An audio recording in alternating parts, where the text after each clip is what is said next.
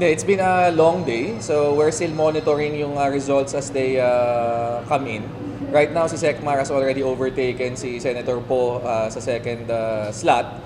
So, we'll continue to monitor throughout the evening. Pero ang gusto lang namin ipalam ngayon, tomorrow morning at 10 a.m., si Secmar will come here, give an official statement, and yun. So, for tonight, mukhang wala nang mangyayari. But tomorrow, he'll be here at 10 a.m. to give his statement personally. So, hindi na through me. Okay.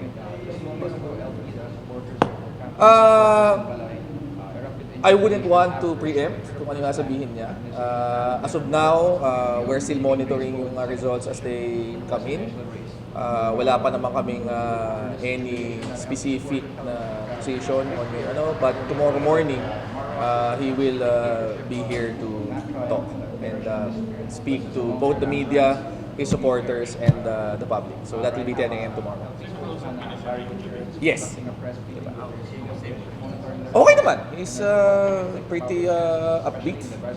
From the start naman of this campaign, he has repeatedly stated that he felt relaxed, he felt at peace because he was not running for himself.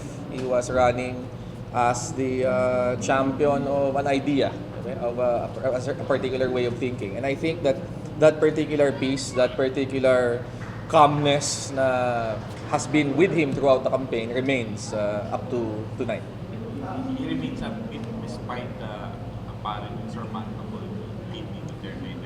Well, we still have 25, 26% to go. So again, ang attitude naman namin is until it's over, it's not yet over. And as I said, yun namang kanyang calmness na yan springs from the realization sa loob niya, and he's repeatedly talked about this all throughout the campaign, na it's not about him, it's about the idea. And right now ganun pa rin yung kanyang sentiment, but tomorrow he'll be here to answer all your questions and give his statement for the supporters, for the media, and for the Filipino people.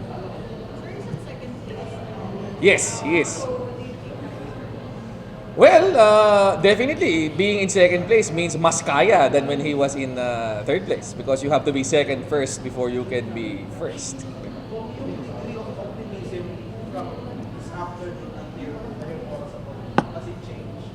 Tingin ko hindi naman. Everybody is still fairly upbeat. Obviously, as I said earlier, there was a certain amount of disappointment dun sa initial results. But at the end of the day, this is a fight worth fighting. This is something that we have actually put our hearts and souls into. This is something that we really believe in, and until it's over, it's not going to be over for us. So, yeah, the level of optimism remains high. Sir, how do you feel about the results coming from the provinces where Secretary Ross win over rivals, pero baliktad ng Duterte yung probinsya niya? Well, ang pinaka-importante namang region dyan is yung kanyang home region.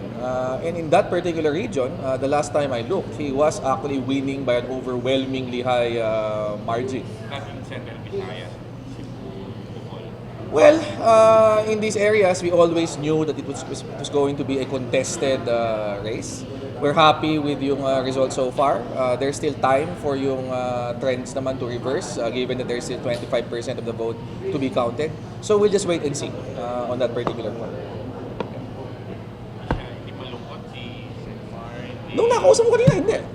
He seemed at peace. He seemed upbeat. Nagjo-joke pa nga nung Phone or nag-usap ko. Personal.